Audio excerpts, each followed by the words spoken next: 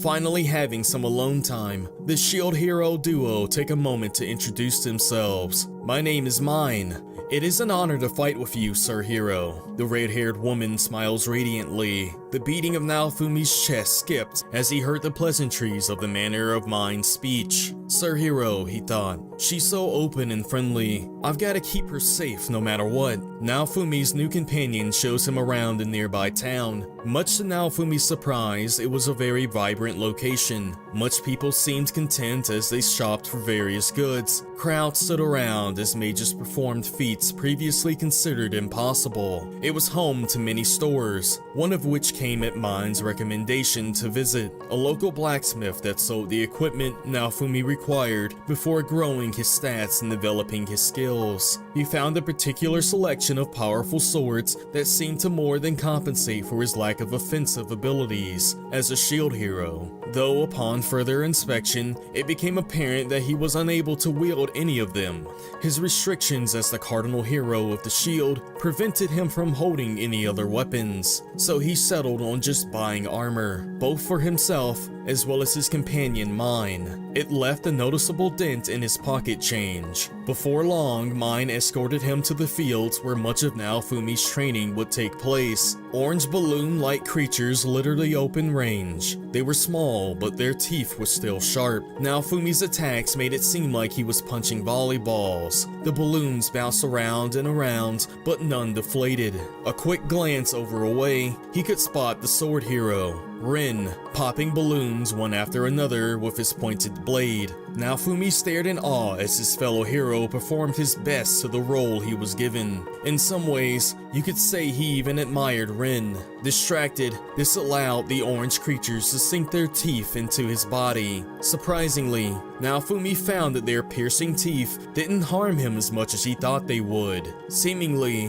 one of the hidden benefits of being the shield hero, whose nature leans on defense. As the day went on, Naofumi and Mine found themselves taking a break from all of their efforts. It was a tough session, but the results were hard-earned. The shield hero managed to pop a few balloons, and with it, obtained more experience points towards increasing his level. He learned the shield has its own innate ability to absorb items for its personal growth as a weapon. This means given enough balloons are defeated, his shield can independently grow stronger and evolve with additional uses. Naofumi smiled at these new recent developments. Things were not only starting to pick up, they also started to make sense. This shield had more uses than he had initially imagined, and as long as he had Mine by his side, he would soon grow into the hero he was summoned to become. Using some of the scraps obtained from the balloons, the heroic duo returned to the town to barter for a bit of extra coin. With their spoils, Mine proposes that they purchase more armor. When Naofumi questions whether they're spending too much currency, Mine happily assures him that they'll be able to obtain more funds with better equipment.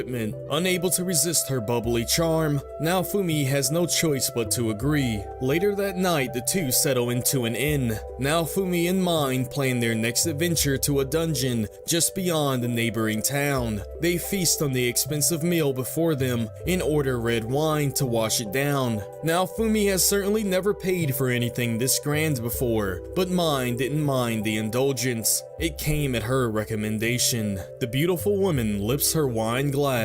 "Aren't you gonna drink your wine?" she inquires. Despite being a college student, Naofumi preferred not to drink alcohol. After turning her down, Mine seemed disappointed. She downs the glass in one elegant go. The moist gasp at the end of her sip resounded in Naofumi's ears. This time she peers upon him with wanting eyes. "I'd love to drink with you," Mine insists. Naofumi's face grows hot. He'd fantasized about romantic encounters ever since he'd agreed to take on the role as a hero. And here he was in a dimly lit inn, having dinner with an attractive woman that wanted to share a drink with him. Naofumi was indeed curious, and there was a part of him that wanted to see that curiosity through to the end. But his good-willed nature nature just wouldn't allow him to. He sought a personal bond, but not at the bottom of a wine glass. This was his final rejection. After a bit of talking, the two separated for the night. Naofumi waves goodnight, and Mine responds with a kind but lonely smile. Naofumi makes his way into his room, placing his hard-earned equipment into the wardrobe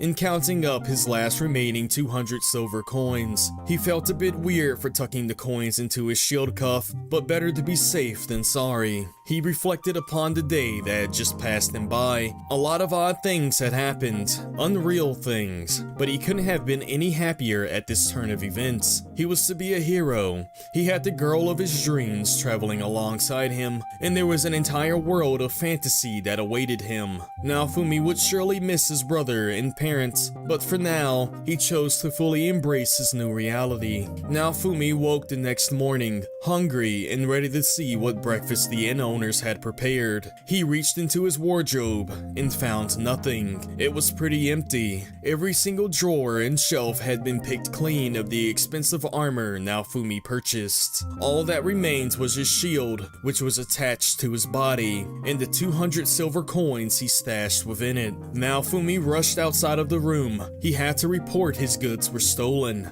It was his only hope. He hurried over to Mine's room, but despite his thunderous banging, there was no answer. She sure is a heavy sleeper, he thought. Heavy footsteps echoed throughout the halls. A dozen guards had turned the corner and found Naofumi standing at the door. It was the perfect opportunity for Naofumi to report this theft. The shield hero, yes? One of the guards inquired. Naofumi stared blankly at him. What would they be doing looking for him specifically? Without resistance, Naofumi was escorted by the guards back to the king's castle. The hallways held a peculiar atmosphere about them. Everyone whispered and held frowns on their faces. Naofumi found himself handled rather roughly despite coming willingly. He was thrown onto the floor in front of the king and had weapons from all around pointed directly at him. Standing not too far from the king was the red-haired Mine. Motoyasu, the handsome spear hero, stood in front of her as if shielding her from something. Or someone. Naofumi quickly tried to explain that he had all of his equipment stolen from him as he slept, but he was quickly silenced by a commanding voice. "Quiet, scum!" yelled the king. He was looking directly at Naofumi with hatred in his eyes. "Mine, you poor adventurer, could you please testify for us once more?" he requested of the woman Naofumi had come to know as his companion. He noticed that she was on the verge of tears as she cowered behind Motoyasu. "The shield hero barged into my room, drunk, and pinned me down," she began. A cold chill ran down Naofumi's back. He couldn't quite comprehend the words Mine was speaking. At the end of it all, she ran to Motoyasu's room, pleading for his assistance. Apparently, he was staying at the same inn. She did this in the middle of the night, fully stripped of her clothing, with only a bedsheet to cover her exposed body. There was no question. What she was alluding to was sexual assault, and she pointed at Naofumi as her assailant. Naofumi argued tirelessly in his defense, claiming that he had went to bed and had no further interaction with Mine that night. But the king, as well as the others in attendance, didn't want to hear it. He was guilty, and this was the predetermined decision before he had even walked into this witch trial. His fellow heroes let their disappointment in Naofumi be known. The king's previous indifference now turned to disdain. Interestingly, Naofumi kept his wits about him, despite all of the blood rushing through his head. His eyes had settled onto Motoyasu. His armor was different than it was before. It wasn't particularly surprising for the heroes to be wearing new armor. That was part of their development, but the armor Motoyasu was wearing seemed all too familiar to Naofumi. It was of course the armor he'd purchased himself after a hard day's work of slaying balloon creatures. Had Motoyasu robbed him and set Naofumi up in an attempted assault? "You were a robber," Naofumi exclaimed before countless witnesses. He had to find the way to express to Mine that none of this was his doing. But then he heard Motoyasu's retort. "Mine gave this armor to me as a present when we met at the pub yesterday."